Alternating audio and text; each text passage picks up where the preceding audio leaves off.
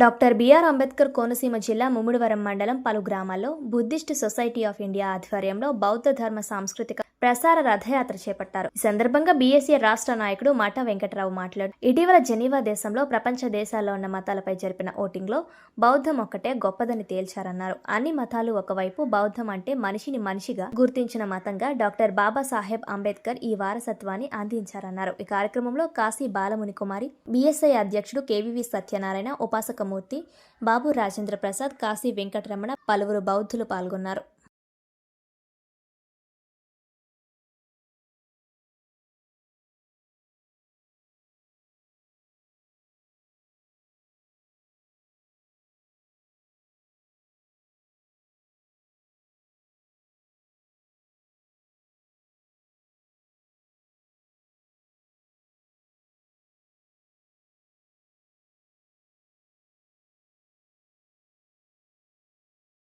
Doctor BR Ambedkar Konaseema జిల్లా వ్యాప్తంగా ధమ్మ ప్రచార రథాన్ని మేము ప్రారంభించి ఈవేళ 6వ ఆదివారం ముమ్మిడివరం మండలంలో ఎర్రవాన్ రేవు గ్రామం నందు ప్రచార రథాన్ని మేము నడుపుతూ ఉన్నాం.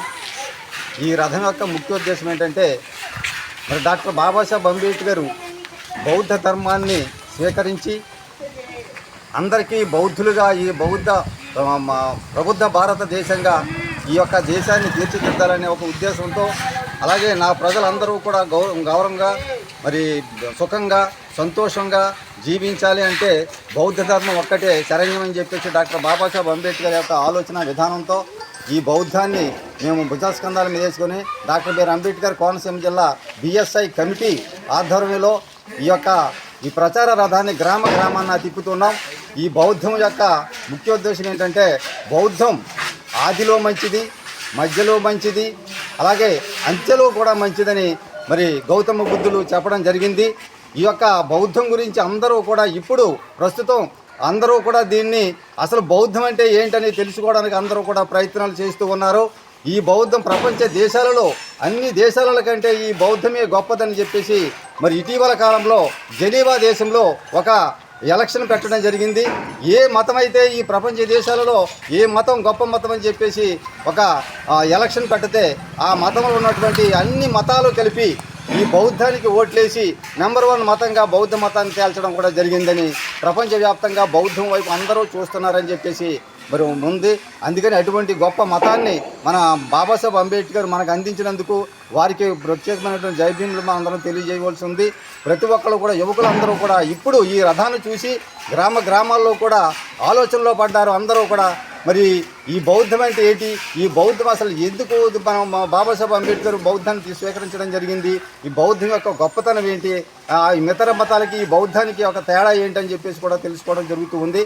బౌద్ధం అయితే ఒక్కటే బౌద్ధ మతం ఒకవైపు ఉంటే మిగతా మతాలన్నీ కూడా వేరే వైపు ఉన్నాయి. అన్ని మతాలకి భిన్నంగా ఉన్నటువంటి మతం ఏదైనటువంటి బౌద్ధ మతం.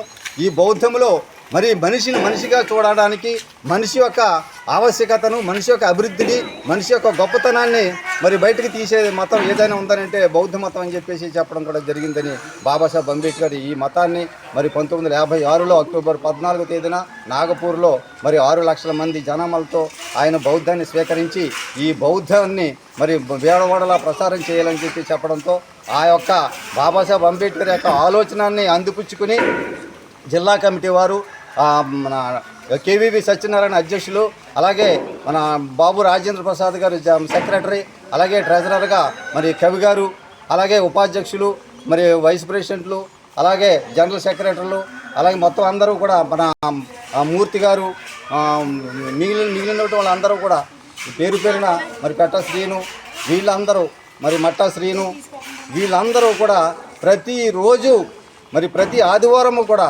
మేమందరము కలిసి గ్రామంలో తిరుగుతూ ఈ బౌద్ధాన్ని వ్యాప్తి చేయాలని చెప్పేసి డాక్టర్ బాబాసాహెబ్ అంబేద్కర్ అంతిమ ఆశయాన్ని ముందుకు తీసుకెళ్లాలని చెప్పేసి ఒకే ఒక